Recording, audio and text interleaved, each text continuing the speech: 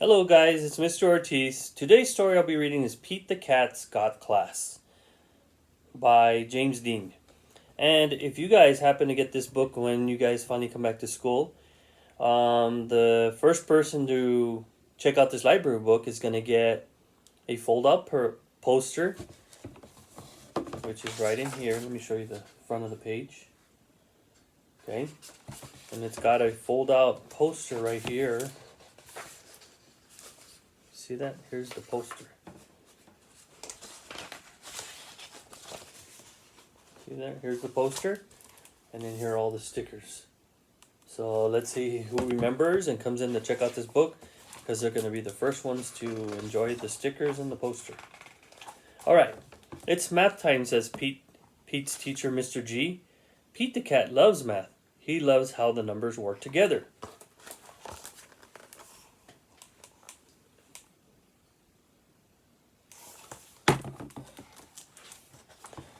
Mr. G asks the class a subtraction question. If I take 2 blocks away from 7 blocks, how many blocks will be left? Pete raises his hand, but the teacher calls on Tom. 9, says Tom. Pete feels bad for Tom. Tom is super smart. He can name all the dinosaurs. He just has trouble with math. Pete has an idea. He will help Tom become awesome at math. Helping is cool.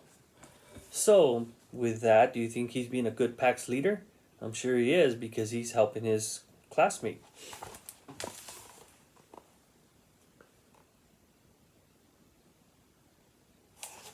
Alright. On the bus home from school, Pete sits next to Tom.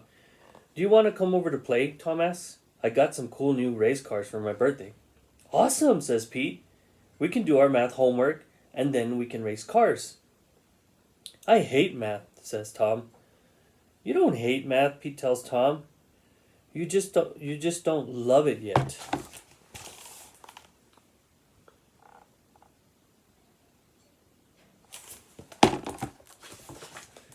Pete sets up some blocks. If I add 5 blue blocks and 3 orange blocks together, how many blocks will I have in all? This is boring, says Tom. Can we play with my race cars? This gives Pete a great idea. Sure we can, he says. And it says 1, 2, 3, 4. Oh, these are the flashcards that I'm looking at, actually. So you also, here's another bonus. See these flashcards right here? So you also get those flashcards. So whoever checks this book out is gonna get 3 nice things in here. All right. Pete lines up some race cars. If 5 red cars are going to the racetrack and 5 yellow cars are going to the car wash, how many cars are on the road? He asked. Easy, says Tom. 10 cars. Like a traffic jam. So I think he's getting to... I think he's helping out Tom. Now, what if 2 of the cars stayed home? Pete says. How many cars would be left? Says Tom. Studying the lineup, 8 cars. Right, says Pete. See, I told you that math is awesome. Pete quizzes Tom on one more math problem after the next. 4 cars minus 1, 3, says Tom. 8 cars plus 7, says Pete. 15, says Tom. I can't believe it. I'm doing math, and I'm loving it.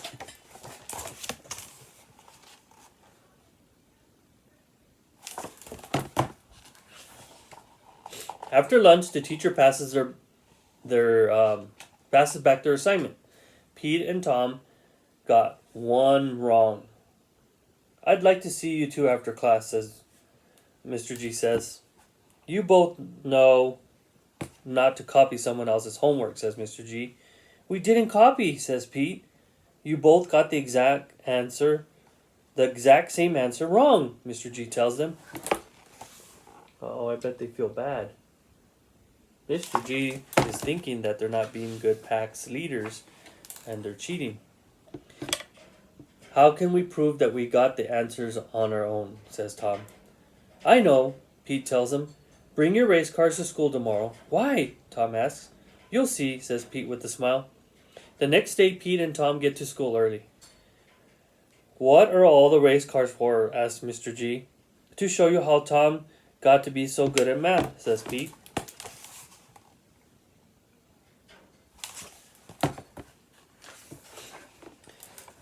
Give Tom a math problem, Pete says.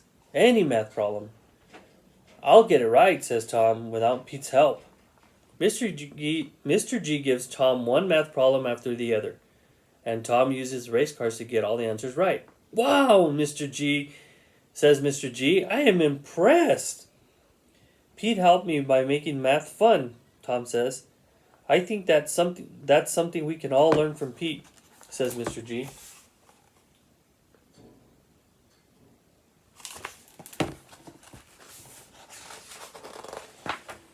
Take it from Pete. Math is great. And that's the end of the story.